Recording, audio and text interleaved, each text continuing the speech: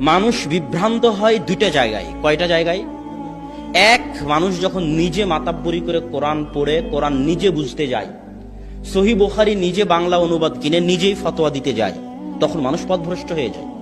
তখনই খারিজি ফেরকা জন্ম নেয়, তখনই মুতাজিলা ফেরকা জন্ম নেয়, তখনই মুরজিয়া ফেরকা জন্ম নেয়, তখনই আহলে কোরআন ফেরকা জন্ম নেয়। কখন? যখন কোরআন এবং হাদিস নিজে নিজে বুঝতে চায়।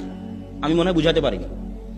যত ফেরকা জন্ম নিয়েছে সব ফেরকা জন্ম নেওয়ার একটাই কারণ, যে তারা সালাফে সালেহিনের বুঝ না নিয়ে কোরআন এবং হাদিস নিজে নিজে বুঝতে গেছে। আর আরেক জায়গায় বিভ্রান্ত হয়, সেটা কোন জায়গায়? সেটা তারা কোরআন এবং হাদিসকে একদল মানুষ নির্দিষ্ট ইমামের পৈতৃক সম্পত্তি মনে করে না যে কোরআন এবং হাদিস বুঝবো শুধু ইমাম আবু হানিফা রাহিমাহুল্লাহর ফতোয়া অনুযায়ী। তার মানে কোরআন এবং হাদিসকে আবু হানিফা রাহিমাহুল্লাহর পৈতৃক সম্পত্তি। কোরআন এবং হাদিস বুঝবো শুধু ইমাম মালিকের বুঝ অনুযায়ী, কোরআন এবং হাদিসকে ইমাম মালিকের পৈতৃক সম্পত্তি।